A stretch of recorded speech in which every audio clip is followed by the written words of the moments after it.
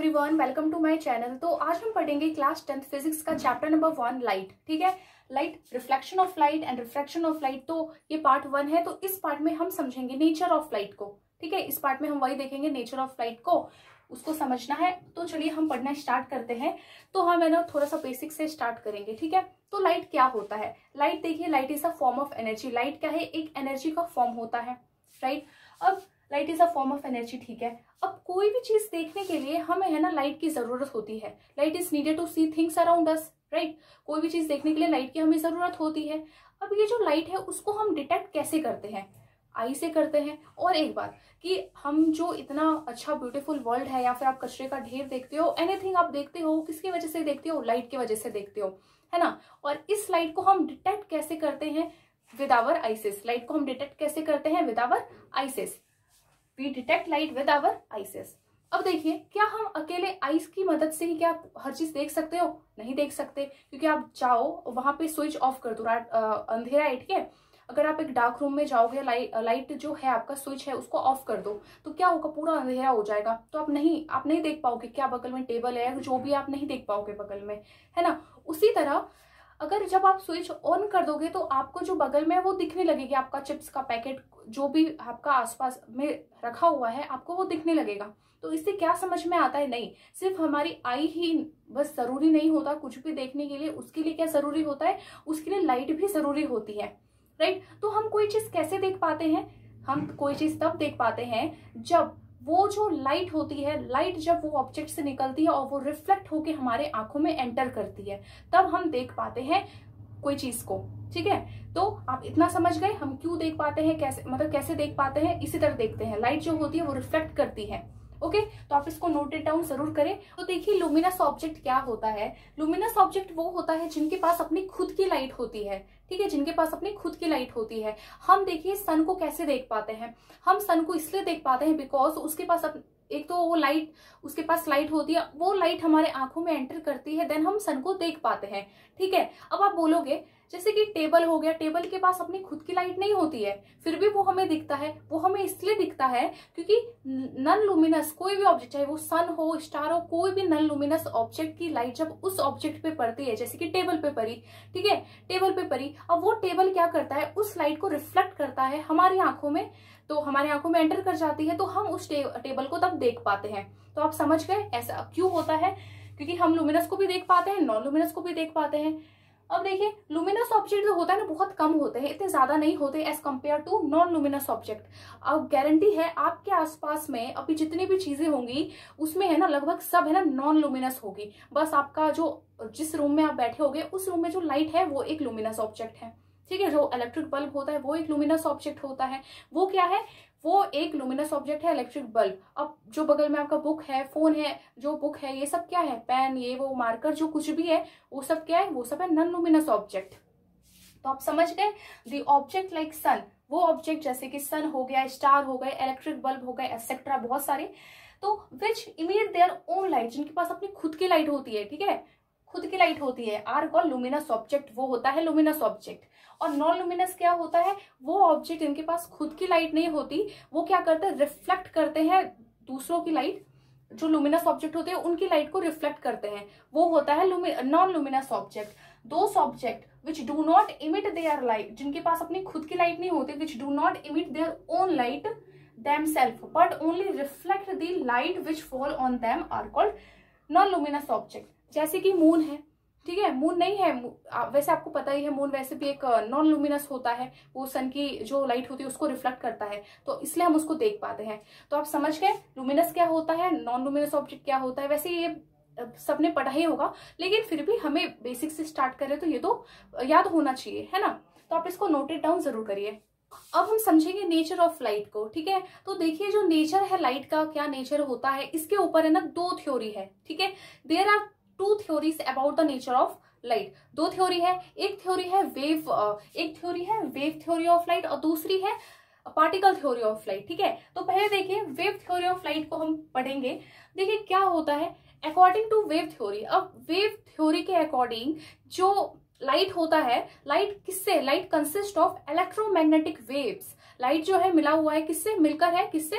Electromagnetic wave से। Electromagnetic विद्युत चुंबकीय जो वेव होती है, लहर मतलब वेव जो होती है विद्युत चुंबक वेव, उससे है ना मिलके बनी हुई है। और इसको कोई रिक्वायर्ड नहीं है कोई भी मटेरियल या मीडियम की, ठीक है, इसको कोई रिक्वायर्ड नहीं है मटेरियल मीडियम की फैलाव के लिए, अपने फॉर देयर प्रोपोगेशन यानी फैलाव के लिए। तो पहला जो अकॉर्डिंग था वेव थ्योरी का यही था, light consist of electromagnetic wave. Light क्या है, मिला हुआ किससे है, मिलके बना है इलेक्ट्रोमैग्नेटिक वेव से, ठीक है। और विच do not require a material या मीडियम फॉर देयर प्रोपोगेशन, और इसको कोई मतलब जरूरत नहीं है, कोई रिक्वायर्ड नहीं है इसको कोई मटेरियल या मीडियम की, लाइक सॉलिड लिक्विड गैस, ठीक है, फॉर देयर प्रोपोगेशन मतलब फैलाव के लिए। तो ये था वेव थ्योरी, एक ये नेचर था। और दूसरा है according to particle theory. Particle theory के अनुसार क्या है, पार्टिकल थ्योरी ये कहती है कि लाइट जो है ना वो बना हुआ है किससे, पार्टिकल से मिलके, ठीक है। Light is compose of particles, ठीक है, light is compose of particles जो कि ट्रेवल करती है एक स्ट्रेट लाइन में और बहुत ही हाई स्पीड। तो light is compose of particles which travel in straight line at very high speed, बहुत हाई स्पीड से वो भी ट्रेवल करती है स्ट्रेट लाइन में। तो यहाँ पे ये कहना था, यहाँ पे ये कहना था। और ये जो पार्टिकल जो है, light is compose of particles, अब इस पार्टिकल्स का क्या नाम था, इस पार्टिकल्स का नाम था फोटोन, ठीक है, इस पार्टिकल्स का नाम था फोटोन। मैं यहाँ लिख देती हूँ फोटोन।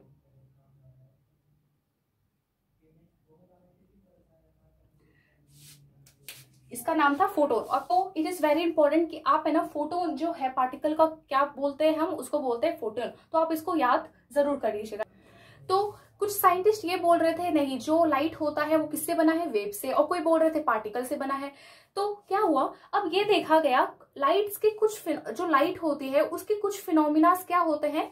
आप यहाँ पे पहले इसको पढ़िए फिर मैं एक्सप्लेन करूंगी, ठीक है। Some of the phenomena of light, light के कुछ फिनोमिनास क्या थे, कैन बी एक्सप्लेन्ड ओनली, उसको हम एक्सप्लेन तभी कर सकते हैं जब हम लाइट को, अगर हम लाइट को कंसिडर करें कि वो वेव से मिलके बना हुआ है।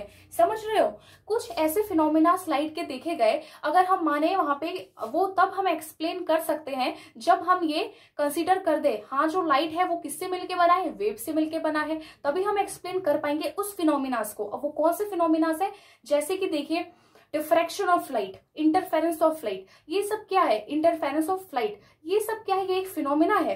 अब इसको है ना, इसको हम तब एक्सप्लेन कर पाएंगे जब हम ये मान के चले कि हाँ जो लाइट है, हम ये माने, हम ये कंसिडर कर दे कि जो लाइट है वो वेव से मिलके बना है। समझ गए, तो आप ये वाला समझ गए। अब ये देखिए, whether be explain only if light is thought to be made up of particles. और एक तो ये हो गया कि हम अगर ये माने, ये कंसीडर करके चले कि जो लाइट है वो वेव से बना है। और दूसरा कुछ ऐसे फिनोमिनास देखे गए, अगर हम वहां पे ये कंसीडर करें कि वो पार्टिकल से मिलके बना हुआ है, तो हम उस फिनोमिना को एक्सप्लेन कर देंगे। जैसे कि reflection of light, refraction of light, ये क्या है, जो अभी चैप्टर का जो आपका नाम ही है लाइट, रिफ्लेक्शन ऑफ लाइट और रिफ्रैक्शन ऑफ लाइट, ये क्या है, तो उसको हम एक्सप्लेन तब करेंगे जब हम ये कंसीडर करें कि लाइट जो है वो मिलके बना है पार्टिकल से, ठीक है। तो ऐसा देखा गया। तो whether can be explain, इसको आप एक बार अच्छे से पढ़ोगे ना तो खुद आएगा समझ में, ठीक है, बहुत सिंपल लैंग्वेज में है। Whether can be explain only if light is thought to be made up of particles. अब यहाँ पे एग्जांपल आपको मैंने दिया, डिफ्रैक्शन ऑफ लाइट होता है, इंटरफेरेंस ऑफ लाइट ये होता है, ये सब एक फिनोमिना जो आप सीनियर क्लासेस में पढ़ोगे, ठीक है। तो कैन बी ओनली एक्सप्लेन, इसको हम तभी एक्सप्लेन कर पाएंगे जब हम ये कंसिडर कर दे कि लाइट जो है वो वेव नेचर का है, ठीक है, लाइट जो है वो वेव नेचर का है। और उसी तरह जैसे कि एग्जांपल है reflection of light, reflection of light हो गया, एंड रिफ्रैक्शन ऑफ लाइट,